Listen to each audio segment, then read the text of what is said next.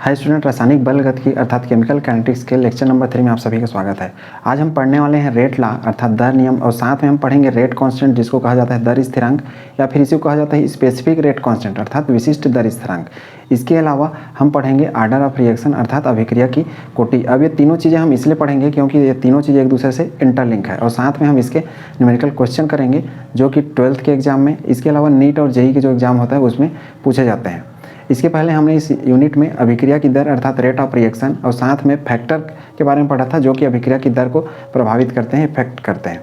ठीक, तो आइए इसको स्टार्ट करते हैं। रेट लॉ वास्तव में क्या होता है, जिसको दर नियम या फिर आर्डर लॉ या फिर इसी को दर व्यंजक भी कह दिया जाता है। इसके ढेर सारे नाम हैं इस तरीके से। अब हम यदि रेट लॉ की बात करूं तो रेट लॉ आपको बिल्कुल द्रव्यानुपातिक क्रिया का नियम, जिसको आपने क्लास 11th में पढ़ा था, मास एक्शन लॉ जिसको कहा जाता है, उसके समान होता है। लेकिन कुछ चीज़ों में ये भिन्न होता है, लगता जरूर है उसी के समान है, लेकिन जो रेट लॉ रहता है ये हम उपयोग करते हैं स्पेशली कॉम्प्लेक्स रिएक्शन के लिए, जिसमें हमको जो रिएक्शन का रेट रहता है वो पता करने में इससे मदद मिलता है और वो भी रिएक्शन के थ्रू हम पता कर पाते हैं। अब जैसे रेट लॉ की बात करूं तो यह क्या होता है, एक व्यंजक होता है जो कि किसी अभिक्रिया के दर को अभिकारक की सांद्रता अर्थात जो रिएक्टेंट रहता है उसके कंसंट्रेशन के ऊपर घात के लगाकर दर्शाया जाता है। जैसे कि द्रव्यानुपातिक क्रिया का नियम मैं इस तरीके से लिख रखा हूँ और इसमें क्या है, ये दोनों रिएक्टेंट अर्थात अभिकारक है और इसको यदि मैं अभिक्रिया की दर के लिए लिखूँ रेट लॉ एक प्रकार से, तो इस टाइप का जो अभिक्रिया है इसको मैं इस तरीके से लिख सकता हूँ। ये सामने में जो 2 लिखा है वो इसके ऊपर घात के रूप में और इसके सामने कुछ नहीं है वो इसके ऊपर घात के रूप में, और इसको हम बोल रहे हैं अभिक्रिया की सांद्रता अर्थात कंसंट्रेशन ऑफ रिएक्टेंट। जो बड़ा ब्रैकेट है वो एक प्रकार से कंसंट्रेशन अर्थात सांद्रता को व्यक्त करता है। लेकिन यहाँ ध्यान देने वाली बात यह है कि ये जो घात लगा रहता है अर्थात इसके ऊपर में, यह किसी समीकरण में अभिकारकों के स्टोइकियोमेट्रिक गुणांक के बराबर या भिन्न हो सकता है। स्टोइकियोमेट्रिक गुणांक किसको बोलते हैं, स्टोइकियोमेट्रिक गुणांक इनको बोल रहे हैं अर्थात इसके जितने मोल पार्टिसिपेट करेंगे या फिर इसके जितने मोल अर्थात ये सामने में जो लिखे रहेंगे ना कोई भी रिएक्शन के, इसको कहा जाता है स्टोइकियोमेट्रिक गुणांक या फिर स्टोइकियोमेट्रिक कोफिशिएंट कहते हैं अंग्रेजी में। तो उम्मीद है चीज़ें आपने समझ ली होंगी। तो ये जो घात लगने वाले हैं वो जरूरी नहीं है रेट लॉ जब हम लिखें तो ये जो सामने लिखा है वही इसके घात के रूप में रहे।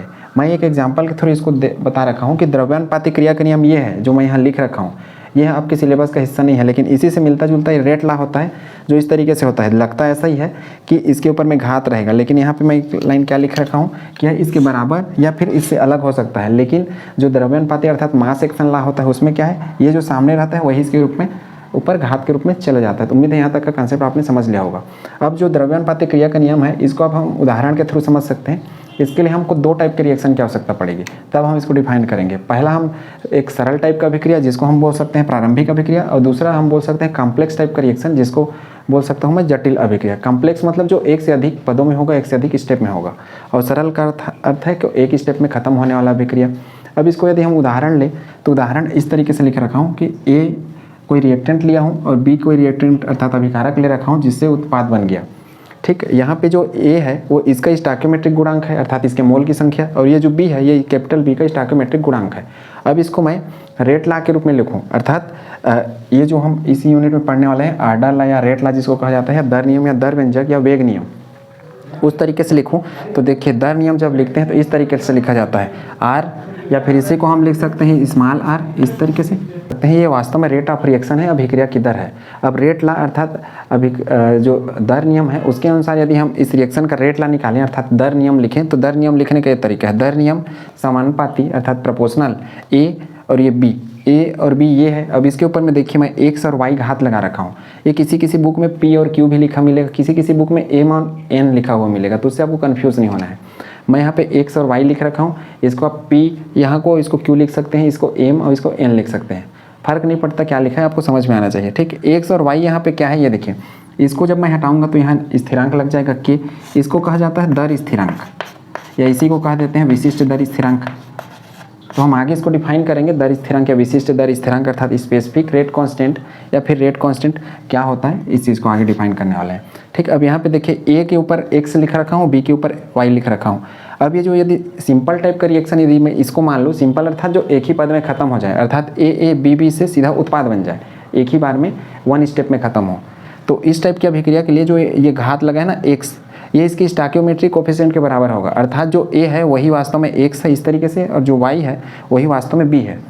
तो उम्मीद है चीज़ें आपने समझ ली होंगी। अब इसी तरीके से मैं यदि कॉम्प्लेक्स रिएक्शन का देखूँ, कॉम्प्लेक्स अर्थात जो एक से अधिक पद में हो, कहने का अर्थ है मुझे मान लो ए से डी बनाना है तो मैं रिएक्शन कराऊंगा, पहले ए से बी बनाऊंगा, ये पहला स्टेप हो गया। दूसरा बी से सी बनाऊंगा, फिर तीसरा स्टेप में सी से डी बनाऊंगा, इस तरीके से। तो 3 अलग अलग पद में या इससे भी और अधिक पदों में जो अभिक्रियाएं होती हैं, इस टाइप के रिएक्शन को हम बोलते हैं जटिल अभिक्रिया या कॉम्प्लेक्स, जो कि लंबे समय लगाते हैं। और इस टाइप की अभिक्रिया सिंपल रहता है। इनको देख के आपको समझ में आ जाएगा कि रेट ला हमको क्या लिखना है। लेकिन ये प्रैक्टिस की चीज़ें होती हैं, कोई भी रिएक्शन को देख के आप नहीं समझ सकते कि कोई वो सिंपल रिएक्शन है या कॉम्प्लेक्स रिएक्शन। सिंपल अर्थात ये प्रारंभिक टाइप का, जिसको एलिमेंट्री भी कहा जाता है, और कॉम्प्लेक्स मतलब जो एक से अधिक स्टेप में हो।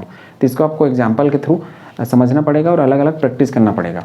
ये सारे जो डाटा रहते हैं प्रैक्टिकल बेस्ड रहते हैं, इसलिए जो क्वेश्चन रहते हैं वो क्वेश्चन में ये डाटा दिए रहते हैं, तो आपको ज़्यादा प्रैक्टिस करने की भी आवश्यकता नहीं पड़ेगी। जो भी काम की चीज़ें रही वो आपको क्वेश्चन में दिया रहेगा, जिससे आप आसानी से पता कर पाएंगे कौन सा किसका रेट क्या होता है, इस तरीके से। ठीक, अब इसमें देखिए जो घात x लगा है वही वास्तव में a है, अर्थात मैं इस x की जगह इसमें क्या लिख सकता हूँ, a लिख सकता हूँ ना, और इसमें b लिख सकता हूँ। लेकिन मैं मान लो इसी रिएक्शन को एक कॉम्प्लेक्स मान लो, अर्थात कठिन अभिक्रिया, जटिल अभिक्रिया, जो कि इस तरीके से बहुत सारी स्टेप में होता है। तो ऐसा यदि मान लो तो देखिए शुरू का रिएक्शन एक जैसे लिख रखा हूँ, इसके बाद यही कठिन जब रिएक्शन रहेगा अर्थात एक से अधिक स्टेप में होगा, तो कभी भी जो सामने स्टोइकियोमेट्रिक गुणांक है अर्थात स्टोइकियोमेट्रिक कोफिशिएंट, अर्थात मैं बोल सकता हूँ मोल की संख्या, ये कभी भी ये जो x और y रहेगा उसके बराबर नहीं होगा। अर्थात देखिए x कभी a नहीं बनेगा, y कभी b नहीं बनेगा। लेकिन सरल वाले केस में x a है और y क्या है, b है। अर्थात ये किसकी तरह है, ये सेम इसकी तरह है, द्रव्यानुपाती क्रिया के नियम की तरह। ठीक, तो उम्मीद है कॉन्सेप्ट आपने समझ लिया होगा। अर्थात हम सिंपल जो रिएक्शन रहेगा उसमें जो भी सामने दिया रहेगा अंक, उसको घात के रूप में लगा देंगे तो हमको रेट ला लिखते बन जाएगा, अर्थात जो दर नियम रहेगा वो बन जाएगा। अब ये जो घात रहते हैं x और y, इनको कहा जाता है अभिक्रिया की कोटि, या इसको मैं बोल सकता हूँ आर्डर ऑफ रिएक्शन। अब देखिए इस अभिकारक के ऊपर में y लिखा है, तो y इसका आर्डर ऑफ रिएक्शन है, अर्थात अभिक्रिया की कोटि है। x इसके ऊपर लगा है तो x इस a के लिए अभिक्रिया की कोटि है। और टोटल कर दो तो x प्लस वाई हो जाएगा, x प्लस वाई अर्थात इस तरीके से। और टोटल जो अभिक्रिया की कोटि रहता है उसको हम n से दर्शाते हैं, x प्लस वाई, ये कुल अभिक्रिया की कोटि कहलाएगा। ठीक है, x प्लस वाई मतलब a धन b। तो इस तरीके से फिर हम कोई भी जो रिएक्शन रहेगा उसकी अभिक्रिया की कोटि निकाल पाएंगे। अब इसको दूसरे एग्जाम्पल के थ्रू समझते हैं। ये तो एक सिंपल से एग्जाम्पल था जिसमें जो घात लगा रहेगा वो वास्तव में जो सामने रहते हैं वही घात होते हैं, और ये द्रव्यानुपाती क्रिया के नियम के अनुसार इसी टाइप से चलते रहता है रेट ला में भी। लेकिन जो हमारा कॉम्प्लेक्स टाइप का रिएक्शन है, जो कि एक से अधिक स्टेप्स में होते हैं, एक से अधिक पदों में होते हैं, उसमें जो ये ऊपर में घात लगा रखा हूँ, अर्थात जिसको अभिक्रिया की कोटि या आर्डर ऑफ रिएक्शन बोल रहा हूँ, ये कभी भी ये जो सामने लगे रहते हैं उसके बराबर नहीं होते। अब वो कैसे नहीं होते वो देखिए, ये इसका एग्जाम्पल प्रारंभिक अर्थात सिंपल रिएक्शन के, इसमें देखिए 2NO2 2NO प्लस O2 बना। अब इसका मैं रेट ला लिखूँ अर्थात दर नियम लिखूँ, तो दर नियम ये जो कैपिटल आर है इसको आप स्मॉल आर भी लिख सकते हैं। समानुपाती अर्थात प्रोपोर्शनल NO2 और इसके ऊपर घात लगा रखा हूँ x। ठीक है, x के यहाँ क्या है, x है आर्डर ऑफ रिएक्शन, सेम इसी की तरह जैसे x और y है वो। चूंकि ये एक अपने पास अभिकारक था अर्थात रिएक्टेंट था, इसलिए मैं सिर्फ एक लिख रखा। इस केस में 2 ले रखे थे इसलिए 2 लिख रखे थे हमने, x और y। 3 रहेगा तो x y z, इस तरीके से हमको मानना पड़ता है। अब देखिए यहाँ पे जो ऊपर में घात लगा है ना x, वही वास्तव में क्या है, ये 2 है। अर्थात ये चूंकि एक सरल टाइप का रिएक्शन है, NO2 से सीधा NO बना रहे हैं नाइट्रस ऑक्साइड, तो इस टाइप के में जो सामने स्टोइकियोमेट्रिक कोफिशिएंट रहेगा अर्थात जो सामने में मोल की संख्या रहता है वही घात के रूप में चला जाता है। अर्थात यहाँ x का मान 2 है, तो इसका चूंकि x को मैं क्या मान रहा हूँ, अभिक्रिया की कोटि या आर्डर ऑफ रिएक्शन, अभिक्रिया की कोटि या आर्डर ऑफ रिएक्शन, तो मैं इस अभिक्रिया का जो कोटि रहेगा उसको मैं 2 मानूंगा। यदि 2 घात लगा है तो 2 क्यों लगा है, क्योंकि ये सरल टाइप का था और इसी 2 को हमने इसके ऊपर घात लगा रखा है। चूंकि हमको हमेशा कोई भी रिएक्शन रहेगा उसका दर नियम जब भी लिखना रहेगा, हम इस तरीके से एक्स वाई के रूप में रिप्रेजेंट करेंगे। उसके बाद आखिरी में इसको डिफाइन करेंगे, वहाँ एक्स का अर्थ क्या है इस रिएक्शन के हिसाब से, या फिर इस रिएक्शन के हिसाब से वाई का अर्थ क्या है इस रिएक्शन। ठीक, तो इस रिएक्शन के हिसाब से एक्स का अर्थ है 2। अब यदि मैं एक और दूसरा रिएक्शन लूँ इस तरीके से, जो कि एक कॉम्प्लेक्स रिएक्शन है, कॉम्प्लेक्स अर्थात ये नाइट्रोजन पेंटाऑक्साइड है, इससे नाइट्रिक ऑक्साइड बन रहा है NO2। अब इस रिएक्शन को लूँ तो ये होता है कॉम्प्लेक्स टाइप का। ये देखने में जरूर एक सिंगल एरो दिख रहा है, लेकिन ये रिएक्शन 2 से 3 स्टेप में होते हैं, अर्थात 2 से 3 पदों में, जैसे यहाँ पे ABCD इस तरीके से बताया वैसे। अब इस रिएक्शन में देखिए इसका जब हम रेट ला लिखेंगे तो R समानुपाती N2O5 और ऊपर में लगा दिया x। अब यहाँ पे x का मान 1 होता है, लेकिन देखिए यहाँ पे क्या लिखा है, सामने में 2 लिखा है ना। तो उम्मीद है कॉन्सेप्ट आपने समझ लिया होगा। अर्थात जो भी हमारी कठिन अभिक्रियाएं रहेंगी उसमें सामने जो दिया रहेगा वो जरूरी नहीं है वही रहे, लेकिन किसी और इस टाइप के केस में क्या है, वो जरूरी ही रहेगा जो सामने दिया है वही उसके ऊपर घात लग जाएगा। तो इसी लाइन के लिए हमने ये लिख रखा है कि अभिकारकों की स्टोइकियोमेट्रिक गुणांक जो घात लगा रहता है अर्थात ये इस टाइप का, ये जो घात है या वो इनके जैसा दिखेगा अर्थात जो सामने लिखे रहते हैं वो, या फिर उससे अलग हो सकता है, भिन्न हो सकता है। भिन्न किस केस में होगा? जटिल वाले में, और वही जटिल टाइप का अपने सिलेबस में है मैक्सिमम केस में। ये सिंपल वाला भी है लेकिन ये कम मात्रा में है। तो उम्मीद करता हूँ आपने रेट ला समझ लिया होगा और साथ में अभिक्रिया की कोटि थोड़ी बहुत समझ ली होगी। अर्थात कोई भी जो अभिकारक रहता है इसके ऊपर में घात लगाते हैं वो वास्तव में अभिक्रिया की कोटि को बताता है, आर्डर ऑफ रिएक्शन। अब आर्डर ऑफ रिएक्शन ये बताता है कि अभिकारक जो रहेगा अर्थात रिएक्टेंट, इसके ऊपर में जितना घात लगा रहेगा इसका अर्थ है कि उतना ही स्पीड से जो अभिक्रिया है वो चलने वाला है, उतना गुना स्पीड से। 2 लिखा है तो 2 गुने स्पीड से, 3 लिखा है तो 3 गुने स्पीड से। इसको हम और आगे समझेंगे, पहले इसको नोट करिए फिर हम समझते हैं जो दर स्थिरांक है वो क्या होता है। और साथ में ये जो ऊपर में घात लगा रखे हैं अर्थात x या फिर वहाँ पे x y, ये जो अभिक्रिया का कोटि होता है ये क्या होता है, क्योंकि दर स्थिरांक का डायरेक्ट डेफिनेशन पूछा जाता है और साथ में अभिक्रिया की कोटि इसके डेफिनेशन भी इससे संबंधित आते हैं। ठीक, नोट करिए इसको जल्दी। उम्मीद है रेट लॉ का कॉन्सेप्ट आपने समझ लिया होगा। अर्थात दर नियम का कॉन्सेप्ट क्या होता है? दर नियम का कॉन्सेप्ट द्रव्यानुपातिक क्रिया अर्थात मास एक्शन लॉ के समान होता है। उसमें अभिक्रिया की दर अर्थात जो रेट ऑफ रिएक्शन रहता है वो अभिकारक के सांद्रता अर्थात रिएक्टेंट के कंसंट्रेशन के समानुपाती अर्थात डायरेक्टली प्रोपोर्शनल होता था। वैसा ही सेम इसमें होता है। फर्क ये रहता है कि सिंपल रिएक्शन के लिए वैसा कंडीशन रहता है द्रव्यानुपातिक क्रिया के नियम जैसा, अर्थात सामने में जो घात लगा रहता है वही सरल अभिक्रिया के लिए रेट लॉ लिखते हैं तब हो जाता है, लेकिन जब जटिल के लिए लिखते हैं तो जो सामने लगा रहता है ये जो अंक लिखे रहते हैं मोल वाले वो जरूरी नहीं है उसके ऊपर घात के रूप में लगे। जैसे कि यहाँ पे देखिए 2 था, इसको 2 लगना था x की जगह, लेकिन x का मान कितना आता है 1। तो ये जो आंकड़े रहते हैं ये होते हैं प्रायोगिक अर्थात प्रैक्टिकल वाले डाटा होते हैं और इसी के आधार पर हम डिफाइन करेंगे आर्डर ऑफ रिएक्शन या फिर जिसको कहा जाता है अभिक्रिया की कोटि। अब समझते हैं हम लोग दर स्थिरांक या विशिष्ट दर स्थिरांक, जिसको रेट कांस्टेंट या स्पेसिफिक रेट कांस्टेंट कहते हैं। ठीक, स्पेसिफिक या विशिष्ट दर स्थिरांक हम लोग किसको कहेंगे ये समझिए। जैसे मेरे पास मान लो रिएक्शन है, रिएक्शन समझिए कि ए लिया मैं, वही रिएक्शन सेम रिपीट कर रहा हूँ, और बी ले लिया और इससे मैं क्या बना दिया, उत्पाद बना दिया या प्रोडक्ट बना दिया। अब इसका मुझे रेट लिखना है या फिर दर लिखना है आर, या फिर मैं लिख सकता हूँ कैपिटल आर। तो इसमें मैं लिखूँगा ए और इसके ऊपर घात लगाऊंगा ए, या फिर इसी को ए को मैं क्या लिखता था x लिखता था, और इसी तरीके से b और इसके ऊपर घात लगाऊंगा b, या जिसको मैं y लिखता था। सेम वही रिएक्शन है, मैं इसको डायरेक्ट बना रहा हूँ। ठीक, अब इसमें जो ये a है, अब देखिए ये इसको मैं हटाऊंगा तो ये बन जाएगा k, और ये जो a है अपना इसका घात a और जो b है इसका घात स्मॉल b है। तो जो a और b का कंसंट्रेशन है यहाँ पे अर्थात a के ऊपर घात a और जो b के ऊपर घात b है, इसकी सांद्रता जब मैं 1 लूँ अर्थात मैं मान लो 1 रहेगा करके, तो उस कंडीशन में जो मेरा रेट है वो किसके बराबर हो जाएगा, k के बराबर। तो इसी जो k रहेगा इसी को मैं बोलूँगा दर स्थिरांक या विशिष्ट दर स्थिरांक। विशिष्ट दर स्थिरांक, दर स्थिरांक या स्पेसिफिक रेट कांस्टेंट इसको कहा जाता है। विशिष्ट क्यों बोल रहा हूँ? विशिष्ट इसलिए बोल रहा हूँ क्योंकि इसकी सांद्रता अर्थात कंसंट्रेशन मैं 1 ले रहा हूँ, अर्थात इसको मैं मान के चल रहा हूँ इसकी सांद्रता 1 रहेगी। ठीक है, अब इस हिसाब से अब इसी को दर स्थिरांक भी कहा जाता है, तो कंफ्यूज नहीं होना है। विशिष्ट दर स्थिरांक और दर स्थिरांक किसको कहते हैं? जब इनकी सांद्रता 1 हम मान ले थोड़ा देर के लिए, ठीक है, मतलब रिएक्शन में इसकी सांद्रता हम 1 मान लें, उस समय जो ये कांस्टेंट मिलेगा उसको हम बोल रहे हैं विशिष्ट दर स्थिरांक।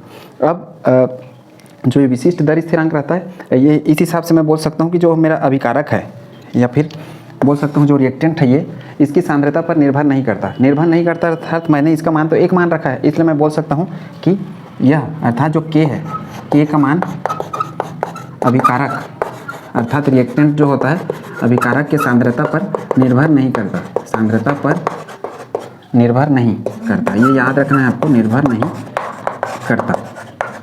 और साथ में ये तो पहला हो गया। दूसरा आप लिख सकते हैं कि ये जो k का मान है ये ताप के साथ बदल जाता है, तो k का मान ताप के साथ बदलता है, ताप के साथ बदलता है। तो ये चीज़ें याद रखनी है, ताप के साथ बदलता है। अब ये ताप के साथ कैसे बदलता है इसको हम जब सक्रियण ऊर्जा पढ़ेंगे इस यूनिट में आगे, वहाँ पे मैं समझाऊंगा कि k का मान ताप के साथ कैसे चेंज होता है। k यहाँ वही रेट कांस्टेंट है या इसी को स्पेसिफिक रेट कांस्टेंट कह रहे हैं। ठीक है, अब इसका मान जब हम 1 मान लेंगे थोड़ा देर के लिए जो सांद्रताएं रहती है उनका, तब हम जो ये k है इसको रेट कांस्टेंट बोलेंगे या फिर विशिष्ट दर स्थिरांक बोलेंगे। तो उम्मीद है इसका डेफिनेशन आपने समझ लिया होगा, इसको नोट करिए। फिर हम इन्हीं के आधार पर अर्थात जो रेट लॉ मैंने यहाँ पे समझाया और ये जो घात लग रहा था इसको हम आर्डर ऑफ रिएक्शन अर्थात अभिक्रिया की कोटि बोलते थे। इन सब चीज़ों को स्टेप बाय स्टेप समझते हैं कि अभिक्रिया की कोटि वास्तव में क्या होता है। अब हम पढ़ रहे हैं अभिक्रिया की कोटि। इसके पहले हमने रेट ला पढ़ा और साथ में जाना कि दर स्थिरांक अर्थात रेट कांस्टेंट किसको कहते हैं, और अभिक्रिया की कोटि को भी सामान्य रूप से जान लिया। अभिक्रिया की कोटि सेम हमने जो रेट ला पढ़ा अर्थात दर नियम, उसी को कहा जाता है मुख्य रूप से जो घात लगाया जाता है। ठीक, तो वही लिखेंगे दर नियम में अभिकारक की सांद्रता के ऊपर लगाए गए घात का योग। लेकिन ये जो टोटल रहता है ये जरूरी नहीं है कि सामने में जो आ रहे हैं उसी का योग रहे। अब इसको मैं मान लो दर नियम लगाता हूँ अर्थात रेट ला, जो कि हमने थोड़ा देर पहले पढ़ा, उस हिसाब से यदि रेट लिखूँ अर्थात इसका दर लिखूँ तो मैं इसको इस तरीके से लिख सकता हूँ, ए इसके ऊपर घात x और b इसके ऊपर घात y। ये m और n के रूप में भी आपको मिल सकता है। अब मुझे यदि अभिक्रिया की कोटि निकालनी है तो ये जो घात लगा रहता है इनको टोटल जोड़ना है, अर्थात मैं क्या करूँ, n equal to X plus Y. तो ये जो n है ये कुल अभिक्रिया की कोटि होता है, कुल अभिक्रिया की कोटि अर्थात टोटल जो रिएक्शन है उसमें अभिक्रिया की कोटि, कुल अभिक्रिया की कोटि। अभिक्रिया की कोटि वास्तव में अभिक्रिया की स्पीड को बताने का काम करता है मुख्य रूप से। अब ये जो x है ये सिंगल a की अभिक्रिया की कोटि है, जो y है वो b की अभिक्रिया की कोटि है जो घात के रूप में लगा है। इस केस में जो x और y है वो इसके बराबर भी हो सकता है a और b के, और बराबर नहीं भी हो सकता है। अर्थात हमारे पास यदि सिंपल टाइप का रिएक्शन है या जिसको मैं बोल सकता हूँ सिंगल स्टेप वाले, तब ये जो एक्स वाई है वो वास्तव में ए और बी की तरह रहेंगे। जैसे कि मैं शुरुआत में बताया रिएक्शन दो टाइप के होते हैं, सिंपल टाइप के और कॉम्प्लेक्स टाइप के अर्थात जटिल टाइप के। तो जो जटिल टाइप के होते हैं उसमें जो एक्स और वाई का मान रहता है, ये जो स्टोइकियोमेट्रिक गुणांक रहता है इससे अलग आता है। लेकिन जो सिंपल टाइप का रिएक्शन रहता है उसमें ए और बी का जो मान रहता है वही एक्स और वाई के मान के बराबर होता है। अब इसको एग्जाम्पल के थ्रू समझिए। ये मैं यदि एग्जाम्पल लिखूँ तो देखिए H2 + I2 इसका रिएक्शन कराऊँ तो बनता है 2HI हाइड्रोजन आयोडाइड। अब इसके लिए मैं यदि दर नियम लिखूं R तो इस तरीके से लिख सकता हूं H2 और यहाँ पे लिख सकता हूँ I2 और इसके ऊपर मैंने घात लगा दिया x और इसके ऊपर घात लगा दिया y। अब इस रिएक्शन के लिए जो x का मान है, अब टोटल अभिक्रिया कोटि में लिखूँ तो x + y लिखूँगा। अब ये जो x का मान है इस अभिक्रिया के लिए x का मान यहाँ पे 1 है। ये चूंकि प्रायोगिक आंकड़ा है, ऐसा नहीं है कि सिर्फ रिएक्शन को देख के आपको पता चल जाए। इसके मैं कैरेक्टर यहाँ पे लिख रखा हूँ, इन कैरेक्टर के आधार पर इनको डिफाइन किया जाता है, अर्थात ये इसके गुण हैं और ये प्रैक्टिकल डाटा है। ऐसा नहीं है कि इसमें सामने एक है और इसके सामने एक है तो वही को लिखा जा रहा है। वो हो भी सकते हैं इसी के समान और नहीं भी हो सकते। इसलिए हम किसी भी रिएक्शन को देखकर नहीं बता सकते कि उसकी अभिक्रिया की कोटि क्या होगी, सिर्फ अंदाजा लगा सकते हैं। ठीक, तो इस रिएक्शन के केस में देखूँ तो प्रायोगिक रूप से ये देखा गया है कि इसके जो सामने स्टोइकियोमेट्रिक कोएफिशिएंट रहता है, जैसे एक है तो वही इसके ऊपर घात के रूप में रहेगा, अर्थात x का मान 1 और y का मान भी 1 रहेगा। तो इस तरीके से यहाँ पे मैं 1 और 1 करूँ तो इस रिएक्शन की अभिक्रिया की कोटि आती है 2। लेकिन यहीं पर एक और रिएक्शन लूँ मैं, जैसे N2O5, ठीक है, N2O5 लूँ तो इस रिएक्शन को यदि करूँ तो ये रिएक्शन कुछ इस तरीके से होता है। और ये सिंपल टाइप का रिएक्शन जरूर दिख रहा है, लेकिन ये रिएक्शन होता है कॉम्प्लेक्स टाइप का। अब कॉम्प्लेक्स टाइप का कैसे होता है वो देखिए, ये यहाँ पे 4 आएगा। ये यदि रेट लिखूँ तो इसको रेट लिखूँगा मैं N2O5। अब ये कॉम्प्लेक्स टाइप का रिएक्शन है, अर्थात एक से अधिक स्टेप में होता है। एक मेरा उदाहरण ये हो गया, ये सिंपल टाइप का है। सिंपल टाइप के में क्या है, ये जो घात लगे रहेंगे वही वास्तव में इसके सामने जो एक लिखे रहते हैं स्टोइकियोमेट्रिक कोएफिशिएंट इसको बोलते हैं, या स्टोइकियोमेट्रिक गुणांक कहते हैं, जो मोल की संख्या रहती है वास्तव में उसको, तो वही इसके घात के रूप में लगाए जाते हैं और इसी से इसका जो अभिक्रिया की कोटि रहती है, टोटल अभिक्रिया की कोटि, वो पता चल जाता है। तो इस तरीके से इस रिएक्शन में 2 आ गया, लेकिन यहाँ पे देखिए 2 लिखा है, लेकिन प्रायोगिक चूंकि ये प्रायोगिक आंकड़ा है तो प्रायोगिक रूप से यह देखा गया है कि इस रिएक्शन में जो इसके ऊपर घात लगाते हैं x, इस x का मान हमेशा आता है 1।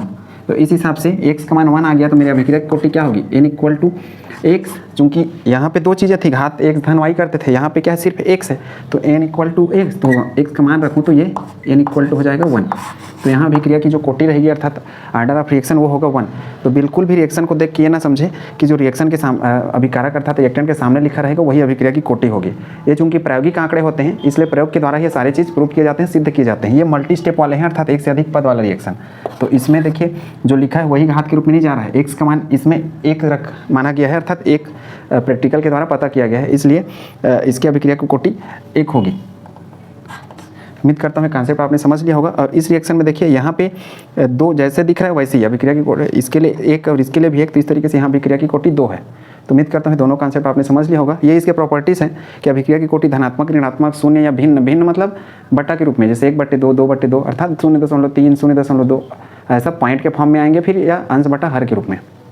एक से अधिक पदों वाले अभिक्रिया पर भी लागू होता है। एक से अधिक पदों वाले अभिक्रिया अर्थात इसको मैं क्या बोल सकता हूँ, जटिल टाइप का अभिक्रिया, जिसको कॉम्प्लेक्स रिएक्शन बोलते हैं, जटिल अभिक्रिया इस पर भी लागू होता है।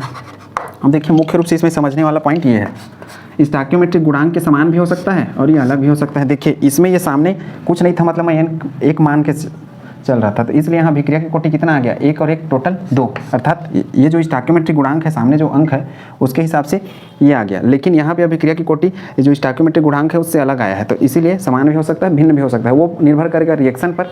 अभी चूँकि प्रैक्टिकल डाटा होते हैं इसलिए सारी चीज़ें वेरी करती हैं। ठीक, उम्मीद करता हूँ ये कॉन्सेप्ट आपने समझ लिया होगा। उसी प्रकार इसका यदि मैं रेट ऑफ रिएक्शन लिखूँ तो अभिक्रिया की कोटि को मैं एक्स और वाई से रिप्रेजेंट कर सकता हूँ, और यहाँ पे जो एक्स और वाई का मान है वो उसको टोटल करूँ तो अभिक्रिया की कोटि निकलेगा। अब ये जो एक्स और वाई का मान है ये ए एक्स की जगह हो भी सकता है और नहीं भी हो सकता, उसी प्रकार जो बी है वो वाई की जगह हो भी सकता है, नहीं भी हो सकता। ये कौन कौन से कंडीशन में होगा, एक्स का मान ए के बराबर, वाई के मान बी के बराबर कब होगा, जब मेरा अभिक्रिया किसमें, प्रारंभिक अर्थात सिंपल टाइप का रिएक्शन रहेगा तब, प्रारंभिक में। और कॉम्प्लेक्स में क्या होगा, एक्स का मान कभी ए के बराबर नहीं होगा और वाई का मान कभी बी के बराबर नहीं होगा। ये कॉम्प्लेक्स टाइप का रिएक्शन जिसको हमने अभी थोड़ा देर पहले शुरुआत जब किया था तो लिखा था जटिल अभिक्रियाएं और सरल अभिक्रियाएं। सरल में जो है वही, जैसे ये सरल टाइप का रिएक्शन है तो जो इसके सामने था वही, लेकिन ये जटिल टाइप का है, जो सामने है वही नहीं रहेगा, इसीलिए भिन्न होते हैं। स्टोइकियोमेट्रिक गुणांक के समान हो भी सकता है, नहीं भी हो सकता। स्टोइकियोमेट्रिक गुणांक इसको कहा जाता है, तो ये याद रखें आप, ये जो अंक होते हैं। अब हम इसी साइड को इसलिए ले रहे हैं क्योंकि अभिकारक होते हैं और अभिकारक की सांद्रता पर ही अभिक्रिया का जो स्पीड रहता है वो निर्भर करता है। ठीक, इसको नोट करिए। फिर हम जो रेट कांस्टेंट होता है, अर्थात इसको जब मैं पूरा हल करूं तो ये प्रोपोर्शनल था, समानुपाती का निशान हटाते थे हम लोग थोड़ा देर पहले, तो क्या आता था हमारे लिए, के आता था, के अर्थात रेट कांस्टेंट आता था। तो उसको हम निकालते हैं कि अलग अलग टाइप का जो अभिक्रिया का कोटि रहेगा उसके लिए रेट कांस्टेंट का मान क्या होगा। अब यहाँ पे एक चीज़ और याद रखें कि यदि मेरे एन का मान, अर्थात एन इक्वल टू मैं क्या लिखा हूँ, एक्स प्लस वाई। अब यदि एन का मान 1 आता है, शुरुआत कर लेते हैं शून्य से, तो मैं बोलूँगा शून्य कोटि या जीरो ऑर्डर। शून्य तब आएगा जब जो हमारा अभिकारक रहेगा अर्थात रिएक्टेंट रहेगा उसके कंसंट्रेशन पे अभिक्रिया का जो स्पीड है या रेट है वो निर्भर ही नहीं करेगा, तब शून्य कोटि का अभिक्रिया बोलूँगा। एन का मान मेरा जब 1 आएगा तब इसको मैं बोलूँगा प्रथम कोटि या फर्स्ट ऑर्डर। एन का मान जब 2 आएगा तब इसको मैं बोलूँगा द्वितीय कोटि या सेकेंड ऑर्डर। एन का मान 3 आएगा तब इसको मैं बोलूँगा तृतीय कोटि या थर्ड ऑर्डर रिएक्शन। तो उम्मीद है चीज़ें आपने समझ ली होंगी।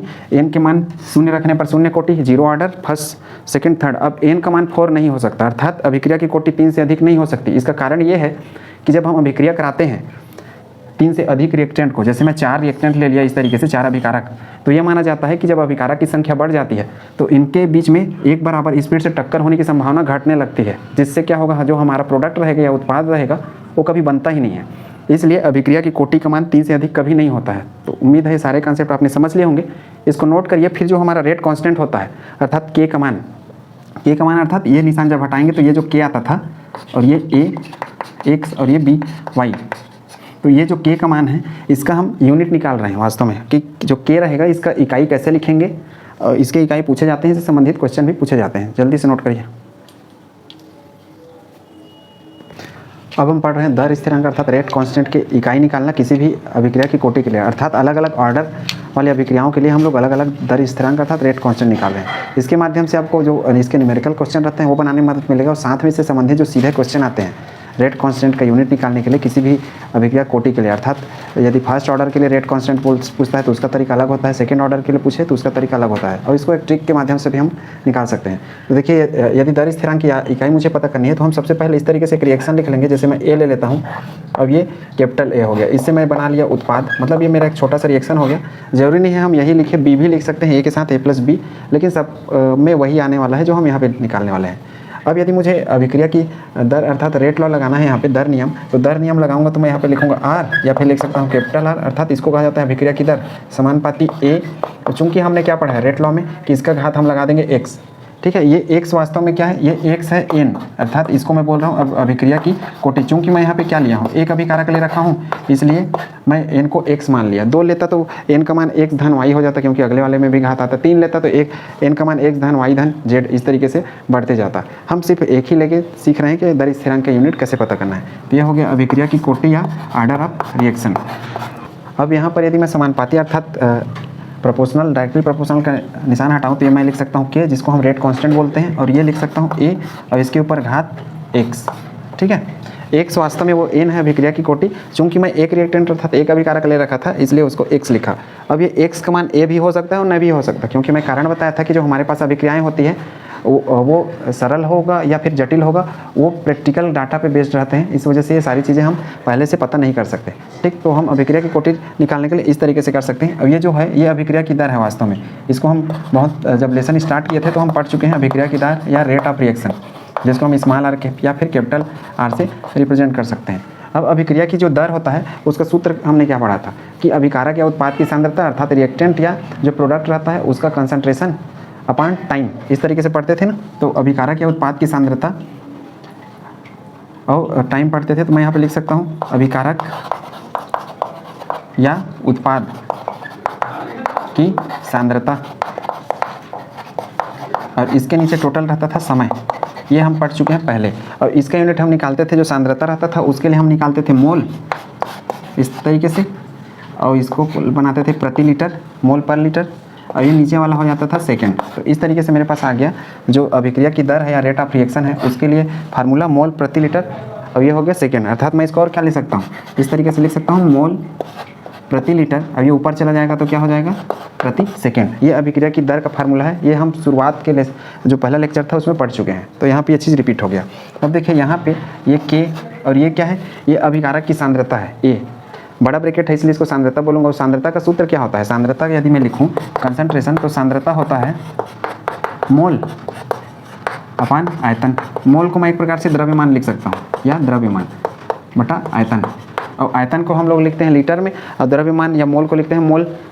ठीक, तो ये हो जाएगा मोल प्रति लीटर सांद्रता का सूत्र। तो यहाँ पे मैं लिखूँगा, अर्थात इसका मैं यदि लिखना चाहूँ तो मैं लिख सकता हूँ मोल, और नीचे वाला हो जाएगा लीटर। तो इसको मैं क्या लिखूँ, मोल प्रति लीटर। तो ये हो गया अपना सांद्रता के लिए फार्मूला। ठीक, ये मैं इस जगह पे भर रहा हूँ, मोल प्रति लीटर, ये ए वाली जगह पे। अब देखिए जो ये फार्मूला है इसके ऊपर ये एक्स को लगाऊंगा, क्योंकि एक जगह ए का जो कंसंट्रेशन अर्थात सांद्रता को मैंने लिया है, तो ये हो गया मोल प्रति लीटर।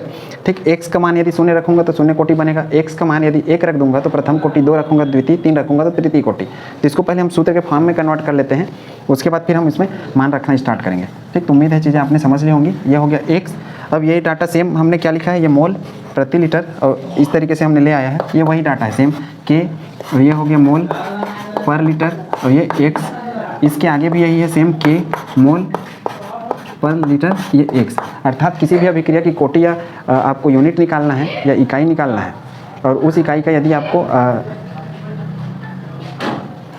अब किसी भी अभिक्रिया के यदि आपको दर स्थिरांक का इकाई निकालना है या फिर जो भी कोटि निकालना है, तो इस सूत्र के माध्यम से हम निकाल पाएंगे। अर्थात जो के का मान है वो के का मान हम लोग इस सूत्र के माध्यम से अलग अलग जो अभिक्रिया की कोटि रहती है उसके लिए निकाल पाएंगे। अब यहाँ पर आपको याद क्या रखना है, याद ये रखना है कि जो अभिक्रिया की दर रहती है या आर, इसका यूनिट ये होता है मोल प्रति लीटर प्रति सेकंड, जो कि शुरू में पता किए थे।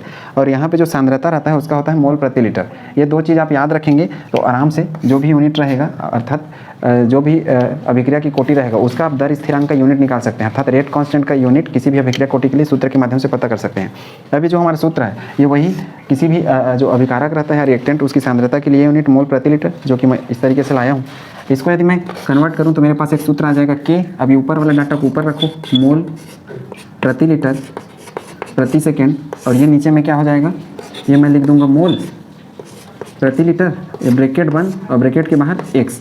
तो इस सूत्र के माध्यम से हम किसी भी अभिक्रिया की अलग अलग कोटि के लिए दर स्थिरांक का जो यूनिट है वो निकाल पाएंगे। अब कैसे निकाल पाएंगे ये देखिए, यदि मैं इस एक्स का मान इस सूत्र में शून्य रखूँ, ठीक है, तो शून्य रखूँगा तो क्या हो जाएगा, ये वाला जो पूरा डाटा है ये क्या हो जाएगा, पूरा जीरो हो जाएगा। ठीक, जैसे यहाँ पे एक्स का मान जीरो रखूँ तो जीरो रखने के बाद के का मान क्या हो जाएगा, के इक्वल टू देखिए मोल प्रति लीटर प्रति सेकेंड, और ये हो जाएगा मोल प्रति लीटर, और ये एक्स का मान मैंने जीरो रख दिया। और हम जानते हैं कि किसी का घात जीरो रहता है, इसका अर्थ क्या हो जाता है, 1 हो जाता है घात के नियम के हिसाब से। तो इस तरीके से मोल प्रति लीटर प्रति सेकेंड, ये क्या आ जाएगा, एक्स का मान मैंने जीरो रखा है, इसका अर्थ क्या है, इसका अर्थ है कि ये जो मान आया के का यहाँ पे, ये शून्य कोटि अभिक्रिया के लिए एक यूनिट है। ठीक, तो ये हो गया शून्य कोटि अभिक्रिया के दर स्थिरांक की इकाई अर्थात के की इकाई। उम्मीद करता हूँ ये चीज़ आपने समझ लिया होगा। अब इसी सूत्र में ये वाला जो मैंने लिखा है जो एक्स है, इसके जगह मैं यदि 1 रखूँ मान को, अर्थात एक्स का मान 1 रख दूँ, तो हमारा जो फार्मूला है वो क्या हो जाएगा, ये हो गया पहला, ये दूसरा। इसमें 1 रखूँ तो ये हो जाएगा मोल प्रति लीटर, सीधा सा देखिए के बराबर मोल प्रति लीटर प्रति सेकेंड तो है ही। अब ये हमने लिखा है मोल पर लीटर या प्रति लीटर। इसके ऊपर मैं x की जगह 1 रख रहा हूँ और ये x क्या है, x यहाँ पे अभिक्रिया की कोटि को दिखा रहा है और जो किसके बराबर है वो n के बराबर है। n अर्थात टोटल अभिक्रिया की कोटि निकालना रहेगा, तब हम n से रिप्रेजेंट करेंगे इस तरीके से। तो ये हो जाएगा मोल प्रति लीटर प्रति सेकेंड। अब ऊपर वाले को इतना करने के बाद देखिए यहाँ हमने 1 लगा रखा है, तो इसका अर्थ भी यही तो होगा ना, मोल प्रति लीटर, क्योंकि 1 का मैं सबके साथ गुणा कर दूंगा। अब ये वाला डाटा मैं पूरा ऊपर ले जाऊँगा तो मोल क्या हो जाएगा, यहाँ पे मोल हो जाएगा मेरा प्रति मोल, अर्थात ऐसा हो जाएगा मोल -1 और लीटर क्या हो जाएगा, सिर्फ लीटर बन जाएगा, क्योंकि -1 है, ऊपर जाके क्या हो जाएगा +1। तो उम्मीद है चीज़ें आपने समझ ली होंगी। अब देखिए ये है प्रति मोल और ये है मोल, एक दूसरे को कैंसिल आउट करेंगे, ठीक। ये है प्रति लीटर और ये है सिर्फ लीटर, तो ये धान वाला है, ऊपर कुछ नहीं लिखा है, धान में समझ लेता हूँ। तो ये तो इस तरीके से मेरे पास यूनिट आएगा प्रति सेकेंड, अर्थात सेकेंड इनवर्स। तो ये जो प्रथम कोटि का अभिक्रिया रहेगा अर्थात फर्स्ट ऑर्डर रिएक्शन, उसके लिए जो के का यूनिट रहेगा वो ये रहेगा। अर्थात कोई भी डाटा जब देगा और उस डाटा में सेकेंड इनवर्स अर्थात सेकेंड का -1 लिखा रहेगा, तो मैं मान लूँगा वो प्रथम कोटि अभिक्रिया का एक उदाहरण है। यदि डाटा में के का मान मोल प्रति लीटर प्रति सेकंड दिया रहेगा, तो मैं मान लूँगा कि वो शून्य कोटि का एक उदाहरण है। तो उम्मीद है चीज़ें आपने समझ ली होंगी कैसे इसको हम कन्वर्ट कर रहे हैं, ठीक। ये प्रथम वाले में हमने x कर दिया, शून्य वाले में शून्य कर दिया। इसी प्रकार से अब x का मान यदि 2 रख देते हैं, तो सेम यही सूत्र हमारा बदलने वाला है, k = मोल प्रति लीटर प्रति सेकेंड, और ये है हमारा मोल पर लीटर, और इसके ऊपर मैं 2 का ये मान रख रहा हूँ, ठीक है। ये हम निकाल रहे हैं द्वितीय कोटि के लिए अर्थात सेकेंड ऑर्डर के लिए। इसी तरीके से तृतीय का भी आप निकाल सकते हैं, तो उससे अलग अलग मान आते रहेंगे, ठीक। अब ये 2 हो गया, तो इसको मैं क्या कर सकता हूँ, मोल ऊपर वाला प्रति लीटर प्रति सेकेंड, और ये हो जाएगा मोल का वर्ग, और लीटर में -2 हो जाएगा। ये ऊपर जब चला जाएगा तो बन जाएगा मोल प्रति लीटर प्रति सेकेंड, और ये क्या हो जाएगा मोल -2 और लीटर का वर्ग, ठीक। देखिए मोल -2 और ये मोल है, इसके ऊपर 1 लगा है, मैं मान के चल रहा हूँ, तो ये हो जाएगा क्या, और ये लीटर -1 है और ये क्या है 2 है, तो -1 वाला क्या हो जाएगा, ये तो कैंसिल आउट हो जाएगा, क्यों, क्योंकि -1 है, ये +2 है, तो 1 तो इससे खत्म हो जाएगा। तो हमारे पास टोटल क्या बचेगा, हमारे पास टोटल बचेगा ये मोल, इस मोल से कैंसिल आउट होने के बाद मोल -1 कैसे, देखिए ये मोल +1 है और ये मोल -2 है, तो -2 अंक बड़ा है इसलिए -1 बचा। लीटर ये -1 है और ये +2 है, तो +2 का सिर्फ 1 बचेगा, तो मोल -1 और ये हो गया लीटर, और ये हो जाएगा सेकेंड इन्वर्स। तो उम्मीद है चीज़ें आपने समझ ली होंगी कैसे इनको बनाना है। सेकेंड इन्वर्स मतलब यही सेकेंड और लीटर का इस तरीके से इनके बीच में संबंध, अर्थात -1 में +2 को जोड़ूंगा तो सिर्फ मेरे को क्या मिलेगा, +1 मिलेगा, इसलिए लीटर। तो ये जो यूनिट है ये के, ये हो जाएगा हमारा सेकेंड ऑर्डर, अर्थात x का मान 2 रखा है इसलिए सेकेंड ऑर्डर रिएक्शन के लिए। अब यदि मैं यहीं पर मान लो जो x का है वहाँ पे n लिख दूँ, अर्थात ये चौथा, इसके द्वारा हमको एक ट्रिक मिल जाएगा छोटा सा, जिसके द्वारा हम कोई भी जो अभिक्रिया की कोटि रहेगी उसको हम निकाल पाएंगे। x का मान यदि मैं मान लेता हूँ थोड़ा देर के लिए n अर्थात अभिक्रिया की कोटि, और n का अर्थ 1 2 3 4 कुछ भी हो सकता है, आप उसकी जगह कुछ भी रख सकते हैं। तो ये k = देखो ये हो जाएगा मोल प्रति लीटर प्रति सेकेंड। अब यदि मैं इस x की जगह x अर्थात ये वाला जो इक्वेशन था इसमें मैं n रख दूं, तो मेरा सूत्र क्या हो जाएगा, मोल ये पर लीटर और इसके ऊपर में n, इस तरीके से लिख सकते हैं इसको। अब n को लिखूंगा तो सब में इसका क्या हो जाएगा, मल्टीप्लाई हो जाएगा, अर्थात घात में लगते जाएगा। इस मान को मैं कैसे लिख सकता हूँ, इस ऊपर वाले को लिखूंगा मैं मोल पर लीटर पर सेकेंड, और नीचे वाले को मैं लिखूंगा मोल, चूँकि n मैंने लगा दिया है इसके ऊपर तो सबके घात में n का गुणा होगा, और ये लीटर -n, इस तरीके से हो जाएगा। इतने को नोट करिए पहले, उसके बाद फिर इस साइड पे बाकी का हिस्सा मैं बनाता हूँ, जल्दी से नोट करिए। तो वहाँ पे जो चौथा वाला था उसको मैं यहाँ पे कंटिन्यू कर रहा हूँ। मैं क्या किया था वहाँ पे k = मोल पर लीटर पर सेकेंड, ये वाला डाटा था, यही सेम इक्वेशन, और उसके नीचे था मोल पर लीटर मोल प्रति लीटर, और ये जो x का घात था उस जगह पे हम लोग ले रहे हैं n अर्थात 1 2 3 4, हर अलग अलग कोटि के लिए 0 रखना रहेगा तो n का मान हम 0 रखेंगे हमेशा, 1 रखना रहेगा तो एक रखेंगे, 2 रखना रहेगा 2, 3 रखना रहेगा तो 3, ठीक। तो यहाँ पे मैं n रख रहा हूँ, इस तरीके से ये मेरे पास आ जाएगा डाटा मोल प्रति लीटर और सेकेंड, ये हो गया इन्वर्स ऊपर का सेम, नीचे वाले में सबके घात के साथ इसका मल्टीप्लाई होगा तो मोल ये n हो जाएगा लीटर -n। अब इसको मैं ऊपर ले जाऊँ तो घात के नियम से क्या होगा, मोल पर लीटर पर सेकेंड, ये ऊपर चला जाएगा तो -n हो जाएगा मोल -n, और ये वाला क्या हो जाएगा लीटर +n, इसका रिवर्स। अब देखिए इन सबको हम लोग एक साथ से फार्मूला बना सकते हैं कैसे, ये मोल लिखा है, ऊपर में मैं मान के चलूँगा +1 है और ये ऊपर मान के चलूँगा मैं -n है, तो क्या हो जाएगा मोल +1 है तो 1 - n इसको लिख सकता हूँ, ठीक। और अब लीटर, ये मोल वाला हो गया। अब लीटर का बारे, लीटर -1 और यहाँ पे क्या है लीटर +n, तो इसको मैं लिख सकता हूँ लीटर -1 +n। अब इसको मैं उल्टा भी करके लिख सकता हूँ n-1 ताकि वो सुंदर लगे, और उसके बाद ये सेकेंड -1, अर्थात मैं यही जो इक्वेशन बना रहा था इसको कैसे बना सकता हूँ, मोल 1 - n लीटर n-1 और सेकेंड -1। इस तरीके से हम इसमें n का मान रख करके कोई भी जो अभिक्रिया के कोटि रहेगा उसका हम लोग यूनिट निकाल सकते हैं, स्थिरांक मतलब उसका इकाई निकाल सकते हैं। तो यहाँ पे n का मान आप बारी बारी से, ये n है यहाँ पे अभिक्रिया की कोटि या ऑर्डर ऑफ रिएक्शन, अभिक्रिया की कोटि। तो उम्मीद है यहाँ तक आपने समझ लिया होगा। ये बहुत इंपॉर्टेंट है, इस ट्रिक के माध्यम से आप जो वस्तुनिष्ठ प्रश्न रहते हैं उनको आप सॉल्व कर सकते हो। इसी एक फार्मूला से डायरेक्ट यूनिट निकाल सकते हैं। जैसे कि मैं मान लो n का मान इसमें 0 रख देता हूँ, तो देखिए क्या होने वाला है, k का मान इस जगह से, इसी फार्मूला में n का मान यदि मैं 0 रखूँ तो ये क्या हो जाएगा 1 - 0, तो क्या जाएगा मोल।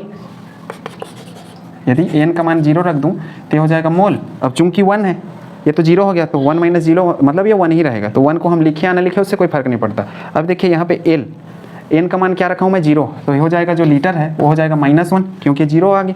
अब ये हो जाएगा सेकेंड। अब देखिए ये n का मान 0 मैंने यहाँ पे भी रख रखा था, x का मान 0, इससे मैच करके हम लोग चेक कर सकते हैं। ये शून्य कोटि के लिए आता था मोल पर लीटर पर सेकंड, यहाँ भी है मोल पर लीटर पर सेकंड। इसी तरीके से अलग अलग n का मान आप बनाते चलेंगे तो अलग अलग कोटि के लिए जो k का मान है वो आते जाएगा।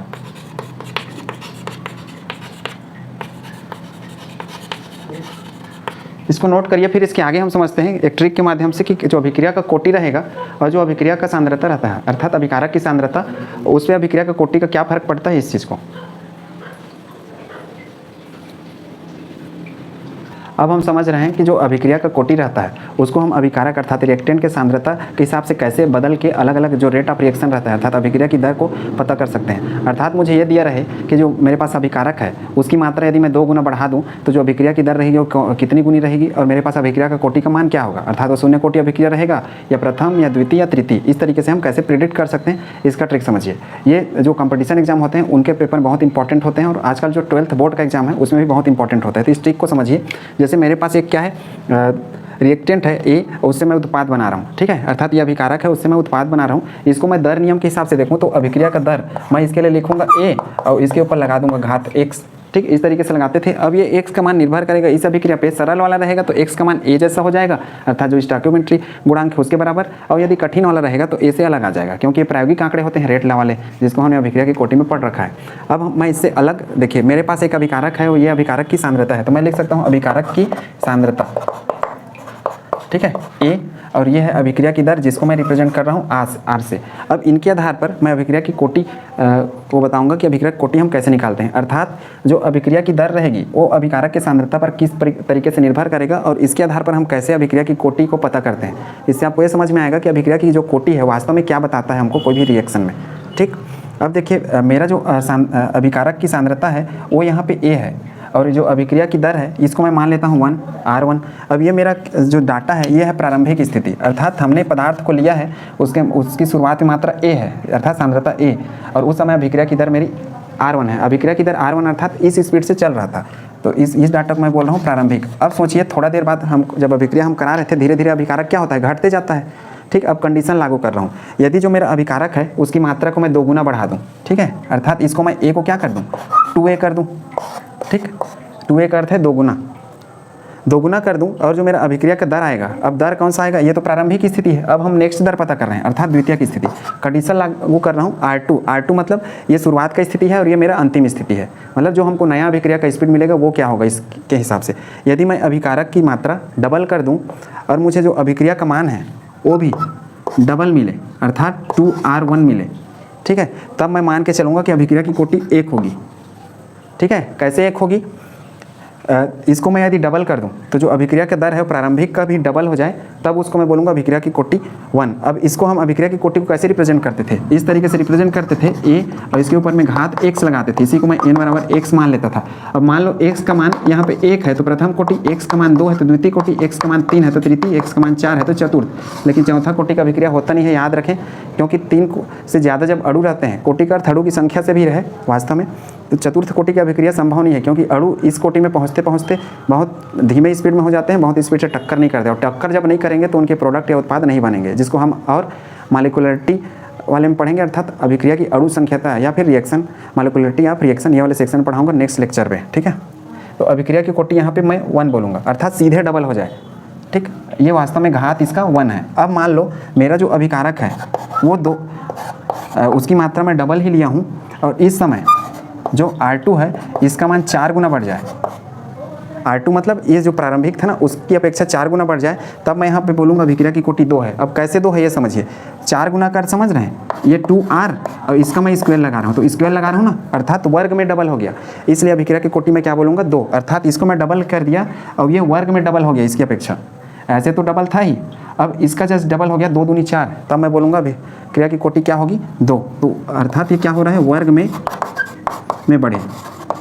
अब मान लो मेरा जो अभिकारक है वो 3 गुना बढ़ गया, अर्थात इसकी मात्रा 3 गुनी हो गई, और यदि मेरा जो अभिक्रिया का स्पीड है वो यही है 3R1, अर्थात ये भी 3 गुना स्पीड से बढ़ गया बिना किसी वर्ग के, तब मैं इसको बोलूँगा अभिक्रिया की कोटि 1। अभिक्रिया की कोटि 1 क्यों बोलूँगा, क्योंकि मैं इस टाइप का है, मतलब ऐसा मान के चल सकता हूँ ना, इसका 1 और 1 रखूँगा तो 3R ही होगा, और इसको 2 है तो इसके ऊपर भी 1 रखूँगा तो इसका अर्थ भी तो 2R ही है। लेकिन जब मैं इसी के ऊपर में 2 रख दूँगा तो इसका अर्थ क्या है 4 है, और इसके ऊपर में जब मैं 2 रख दूँगा तो इसका अर्थ क्या है 9 है। अर्थात मैं यदि अभिकारक है उसकी सांद्रता को 3 गुना बढ़ाए रखूं और जो मेरा अभिक्रिया का स्पीड है वो 9 हो जाए इस तरीके से, अर्थात ये क्या हो गया इसके वर्ग में बढ़ गया इस तरीके से, तब मैं यहाँ पे क्या बोल रहा हूँ अभिक्रिया का कोटि 2। तो उम्मीद करता हूँ ये चीज़ आपने समझ लिया होगा। 2 मतलब ये आपको समझाने के लिए वाला लाइन ले रहा हूँ मैं, ये 2 वास्तव में किस चीज़ का है, मतलब वर्ग में डबल हो जाए या वर्ग में बढ़े तब। अब सोचिए मैं यही आंकड़े को फिर से ले रहा हूँ, इससे फर्क नहीं पड़ने वाला है कुछ भी ले, यहाँ यदि सिंगल जितना इधर ले रहे हैं उतना ही स्पीड से बढ़ रहा है तब प्रथम कोटि, और जितना ले रहे हैं उसके वर्ग में बढ़ रहा है तब मैं बोलूँगा द्वितीय कोटि, और जितना ले रहे हैं उसके 3 घात में बढ़े तब मैं उसको बोलूँगा तृतीय कोटि। जैसे मान लो ये मैं इसको डबल कर दिया मेरे अभिकारक को, और इधर अभिक्रिया बन गया ये डबल, और ये हो गया 8R1, तो इस टाइप का अभिक्रिया मेरा कहलाएगा तृतीय कोटि। कैसे तृतीय कोटि, 2R1 का ये क्या घात हो गया 3, तो उसको मैं इस तरीके से भी लिख सकता हूँ ना, क्योंकि घात 3 हो गया इसलिए तृतीय कोटि बोल रहा हूँ मैं। तो उम्मीद करता हूँ ये कॉन्सेप्ट आपने समझ लिया होगा, कैसे हम प्रेडिक्ट करेंगे, कैसे पहचानेंगे। अर्थात मेरा जो अभिकारक है उसकी सांद्रता का जस्ट डबल हो जाए, वर्ग में डबल हो जाए, सांद्रता पे ध्यान देना है, इसका वर्ग में जब डबल हो जाए तब मैं बोलूँगा द्वितीय कोटि, इसके बराबर ही रहे अर्थात वर्ग में डबल ना हो तब मैं बोलूँगा प्रथम कोटि। जैसे 2 लूँगा तो 2 रहे प्रथम कोटि, और यदि 3 घात में हो जाए अर्थात 3 गुना बढ़ जाए, घात में 3 गुना ना, ऐसे 3 गुना नहीं, तब मैं उसको बोलूँगा तृतीय कोटि। तो उम्मीद करता हूँ ये कॉन्सेप्ट आपने समझ लिया होगा, किसको हम अभिक्रिया मतलब अभिक्रिया की कोटि को हम कैसे डिफाइन करेंगे, 1 गुना बढ़े या 2 गुना या 3 गुना इस तरीके से, ठीक। तो यही आपको याद रखना ही आपको गणित बनाने में मदद करेगा। यदि मैं मान लो मेरा अभिकारक है ये A और इसकी प्रारंभिक सांद्रता मैं A माना हो, इसका R1 माना हो, अब इसको मैं डबल किया हूँ। अब यदि मान लो जो अभिकारक लिया कोई भी हो सकता है, जैसे 3 है, ये अभिकारक लिया और मेरा जो अभिक्रिया का कोटि है अर्थात ये R2 होगा, अभिक्रिया का जो कोटि है वो R1 ही रहे। R1 का अर्थ समझ रहे हैं, मैं अभिकारक की मात्रा को बढ़ा रहा हूँ, बार बार 3 गुना कर दिया, लेकिन जो मेरा अभिक्रिया का स्पीड है वो पहले जैसा ही है, अर्थात R1 के जैसा जो शुरुआत में था वैसा ही। तब इस टाइप की अभिक्रिया कोटि को मैं बोलूँगा 0, अर्थात इसको मैं चाहे कितना भी घटाऊँ या कितना भी बढ़ाऊँ, इससे आपको कोई फर्क ना पड़े, अर्थात इसको कोई फर्क ना पड़े, तो अभिक्रिया की कोटि यहाँ पे 0 मानी जाएगी। तो उम्मीद करता हूँ कॉन्सेप्ट आपने समझ लिया होगा। 0 कोटि अभिक्रिया किसको बोलेंगे, जब हमारा जो दर है पहले की समान ही रहे तब अभिक्रिया का कोटि हम 0 मानेंगे। यदि दर 3 गुने स्पीड से बढ़ जाए इस तरीके से तो मैं बोलूँगा तृतीय कोटि। यदि डबल स्पीड से बढ़ जाए अर्थात ये 3 है तो 3 × 9 हो जाए तो मैं उसको बोलूँगा द्वितीय कोटि, और यदि जितना लिया उतना ही है तो उसको मैं बोलूँगा प्रथम कोटि। अर्थात 3 गुना लिया यहाँ पे वो 3 गुना ही मिला, लेकिन वर्ग में वो 3 गुना का मतलब वो 9 गुना हो गया, तब मैं उसको बोलूँगा द्वितीय, और यही यदि वो 27 हो गया तब मैं बोल दूँगा उसको तृतीय कोटि का। तो उम्मीद है सारे कॉन्सेप्ट आपने समझ लिए होंगे आज के जो भी थे, इसको नोट करिए। फिर नेक्स्ट लेक्चर में हम पढ़ेंगे इससे संबंधित जो न्यूमेरिकल क्वेश्चन है कैसे बोर्ड एग्जाम्स में और जो नीट या जेईई का एग्जाम है उसमें पूछा जाता है। आज के लिए बस इतना ही, थैंक यू।